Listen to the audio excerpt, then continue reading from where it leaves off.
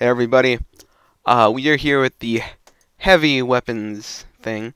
I'm actually going to upload this before I upload any of this scout part, just because it's going to be short and I'll actually be able to upload it. So, without further ado, let us get into the heavy. So the heavy is basically a machine gun on legs, is kind of his deal. So his main weapon is like some sort of giant Gatling gun thing. So, you have the basic minigun, Iron Curtain's just a skin of it. But the minigun, basically you can right click to rev it up, and you can, if you just, you just hold down left click, it does automatic fire. It's kind of inaccurate, but it does a crap ton of damage at close range, but at long range it's quite difficult to hit and doesn't do that much damage. It only hits for like 5. At max range, it will hit for 5 damage per hit, and the spread's generally really low, and you won't be able to actually kill anybody from that range unless you get really lucky or get like crits or something, because heavy crits are like worse than snipers. It's just like ridiculous. One stray heavy crit and you'll like die because it does like 80 damage. It's ridiculous. Anyway, like the first unlockable is Natasha, basically. I think this is the one you get from actually doing the achievement milestones and stuff. You have a 100% chance to slow target. The closer the target is to you, the more severe the slow is. So if they're really close to you, they get slowed a lot. But you have a minus 25% damage penalty and a 30% slower spin up time. This weapon used to be obscenely good. It used to be like you would never. It used to be like the best minigun, hands down. But now there's no reason to use it really. You lose so much damage from using this that it's just not worth it, and you have a slower spin up time. So, you may think, oh, the slow target thing will be good against scouts, but it's like you also can't kill scouts as fast because you have less damage, and also the spin up time is huge. If a soldier or a demo man jumps you as a heavy, and you're not like overhealed or something, this 30% slower spin up time is going to kill you like every single time. Because generally, if you have a soldier who gets right up in your face, you both have full health, and you're not revved up, but he has all his rockets, you have about like 3 seconds to live. And the 30% slower spin up time, you waste like half that time basically just spinning up. By that time, you have like 100 health left, and then you're like, well, shit. There's like no way you're gonna be able to actually kill him without dying yourself. It's just like, it's not very good unless you're planning just to like hide behind your team, in which case you're not necessarily taking advantage of everything the heavy has to offer. Because he's very much a front lines person, and he should be on the front lines because he has such huge damage and health pool. There's no reason to sit in the back and use that. Super long explanation. That's also the reason why the brass beast sucks. You gain 20% damage, which is nice, but you lose spin up time a lot, 50% this time, and you move a lot slower while you're spinning up your gun. The slow part is not such a huge deal. It can be annoying because it's very hard to dodge anything, like rockets. I mean, you can dodge rockets with the regular minigun if they're far enough away, if they're shooting from far enough away. But with this, it's just like you might as well be standing still and you move so slow. And the increased spin-up time is even more pronounced. It's like if you're not revved up when somebody's attacking you, you're dead. That's basically what happens. So you have to play extremely defensive, and that means you can't leverage your damage bonus effectively. Because I mean, it's like you're going to essentially be fighting from further away and from a less advantageous position because you lose mobility as well. And you're going to be sitting more in the back if you don't want to die every time. And then your damage bonus is basically negated by the distance. So it's basically just like, you could have this, or you can have a gun that has faster spin up time and you can move faster while deployed. Because it's like when you have this gun, if you're on the front lines, you're basically either dead or the other team's stupid. It's the two things. If you're on the front lines with this gun and you're not dead, that's basically the two reasons. Either that or you guys just severely outnumbered them and your team was just kicking their ass anyways, in which case, what are you even doing? Doing nothing useful. Anyway, Tomislav. This gun is great for the exact opposite reasons why Natasha and Brass Beast suck. It has a faster spin-up time, which is just glorious. It spins up ridiculously fast. It's great. And the barrel spin it doesn't make any noise when you spin it up. So it's very easy to catch people, like surprise people with this. You do have a 20% slower firing speed though, which is kind of bad, but it's like, my reasoning is unless you're fighting like a really high health class, this is going to be better almost all the time because you can get your shots off faster. Unless you're planning to stay revved up for long periods of time, I think this is probably the best choice in a lot of situations. But yeah, I just like the regular minigun because I don't like to lose damage, and you can compensate for the spin up time a little bit, but that still is ridiculous. You can spin up that fast. It's like really good. That used to be really overpowered, the Tommy Slav. When that first came out, I was just like, this needs to get nerfed. Needs to get nerfed. Anyway, secondaries, it's basically shotguns. You have the regular shotgun, which is regular shotgun. Then you have the family business that has 40% clip size increase. So it's 2 more shots, 8 instead of 6, and it has minus 15% damage. So, yeah, he has 2 shotguns, and basically everything else is a consumable. I get the feeling I'm like missing something with the consumables. Maybe I'm not. Anyways, the Deluxe bar, it gives you 50% max, not 50%, if it was 50% it'd be good. It's 50 max health for 30 seconds, which is absolute shit. Not good at all. On the bright side, you can right click with this and you'll toss like a thing on the ground, which somebody on your team can pick up for 150 health. I'm not sure, I actually haven't tested this out because generally this thing's is horrible. But when you toss this, you can also toss the sandwich on the ground, the buffalo steak sandwich, but they don't heal you. Actually, the buffalo steak sandwich might. I know the regular sandwich, if you right-click, do the alt fire, you can toss it on the ground, and it will act as a medium health kit for everybody except you. It used to act as you, but they nerfed that. So the Deluxe bar is basically just a GIMP version of the sandwich. Because the sandwich, you eat this, you left-click, and you sit there and you'll eat your sandwich. You'll be kind of vulnerable during that, but I mean, if you hide behind a wall or in a corner or something, or with your team around, you're generally pretty safe. And it restores 300 health. It gives you literally all your health back. So if you're down to 1 health and you eat this, you have full health. It is absurdly good.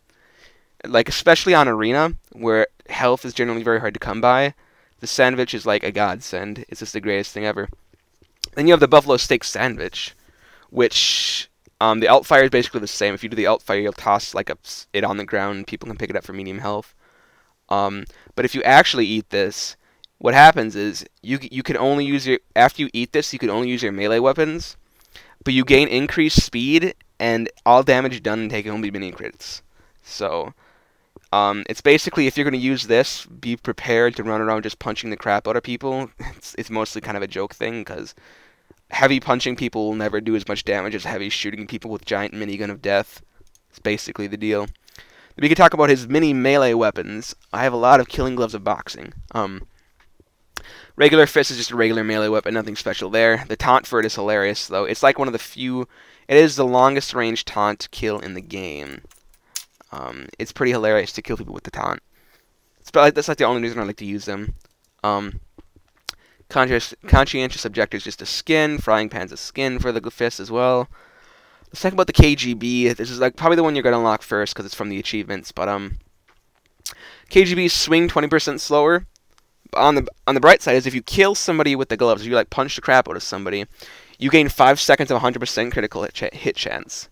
So one thing I like to do is run around with these gloves and like kill somebody with them, and then have the Tommy Slav, which I will immediately switch to. And because the Tommy Slav revs up fast, then you'll switch to the Tommy Slav, and you'll just save time, and you'll have like 3 full seconds of crits, in which to just like own people, because heavy crits are really good. So that's what those do.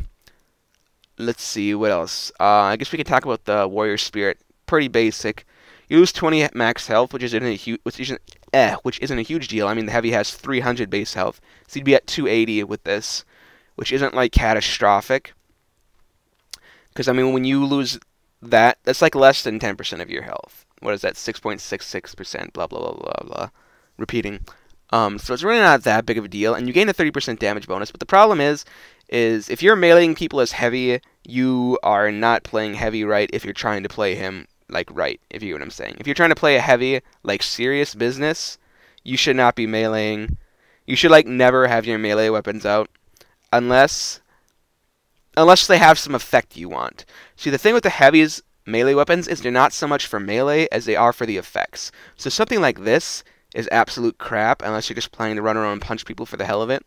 Which, something like the KGB, if you find somebody, like, if you, like, say, get behind the enemy team and you see a sniper, you can just punch him real quick, it'll kill him really fast.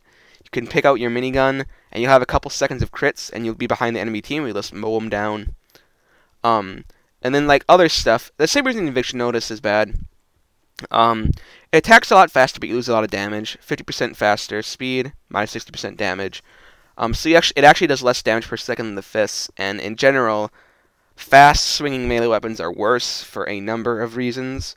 Number one is the element of surprise is reduced. I mean, if you hit somebody with like these that do 30% more damage, it's going to do a lot before they even realize what happened. Whereas if you're hitting somebody with this, they're going to realize and be like, oh, I got hit for 30 damage, lol, what a noob.